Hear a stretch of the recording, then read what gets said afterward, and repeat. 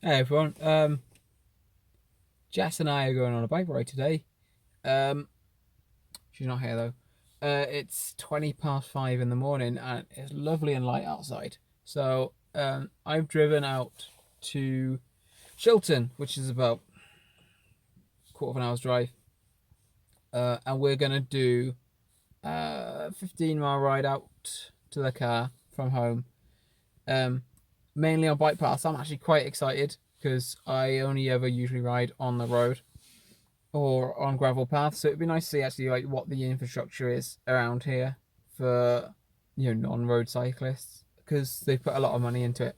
So I'm gonna ride back now, and then we're gonna take the sort of the bike paths. There's three big ones that cover up quite a lot of the journey, and then when we're next to the road, there's actually sort of like bike lanes on the footpath. So we're gonna take them. I'm gonna put the phone down now because my shoulder's killing me.